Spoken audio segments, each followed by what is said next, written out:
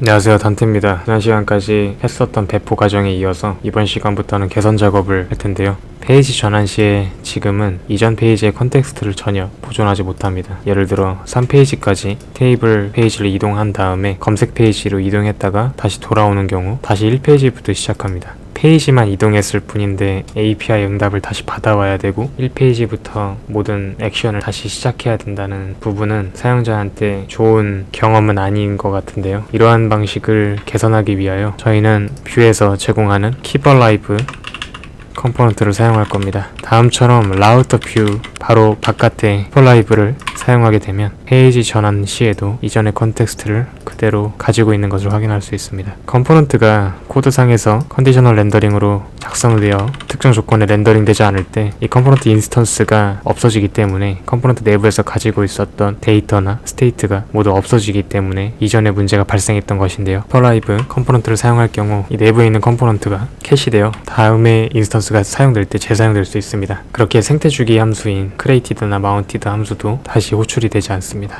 다시 한번 확인해보면 페이지를 전환함에도 불구하고 API가 호출되지 않는 것을 확인할 수 있습니다. 이 Keep Alive를 라우터 뷰 바깥인 베이스 레이아웃 상단 위로 올리게 되는 경우 어떻게 되는지 한번 확인해봅니다. 검색 페이지로 이동했다가 다시 돌아왔을 경우 페이지가 다시 1부터 시작합니다. 따라서 Keep Alive는 라우터 뷰 바로 상단 컴포넌트로 위치해야 하지만 저희가 예상했었던 개선 작업을 적용할 수 있는 것인데요. 아까처럼 Keep Alive를 베이스 레이아웃의 부모 위치로 올리게 되면 베이스 레이아웃 전체를 캐싱하게끔 하는 의도로 작성한 것이기 때문에 라우터 뷰의 캐싱 기능에는 영향을 미치지 않습니다. Keep Alive가 라우터 뷰에 전혀 영향을 미치지 않고 베이스 레이아웃 컴포넌트만 캐싱해달라고 뷰에게 요청하는 형태가 됩니다. 저희가 나중에 컴포지션 API를 뷰3에서 배울 텐데 그때는 조금 다른 형식으로 사용할 수 있는데요. 지금 잠깐 확인해 보자면 Keep Alive를 라우터 뷰 외곽으로 빼는 게 아니라 내부에 집어넣고 이 내부에서 동적 컴포넌트를 사용할 때 사용하는 컴포넌트 태그를 사용할 수 있습니다. 이거는 V 디렉티브 중에 is 디렉티브를 사용하여 이 내부에서 사용할 컴포넌트를 지정할 수가 있는데요. 이때 라우터 뷰 4버전부터 제공하는 vslot API를 사용하여서 이 라우터 뷰 내부에서 렌더링 되는 컴포넌트를 잡아 이 동적 컴포넌트에 바인딩 되게끔 작성할 수 있습니다. 근데 저희가 쓰는 뷰 라우터는 지금 뷰2 과정을 하고 있기 때문에 4버전이 아닌 3버전을 쓰고 있어 아직까지는 vslot 기능을 제공하지 않습니다. 따라서 저희 앱에는 베이스 레이아웃 밑으로 Keep Alive 코드를 작성하여 사용하는 것이 올바른 방법입니다. 네, 오늘은 Keep Alive 태그를 사용하는 방법에 대해서 알아봤습니다. 고맙습니다.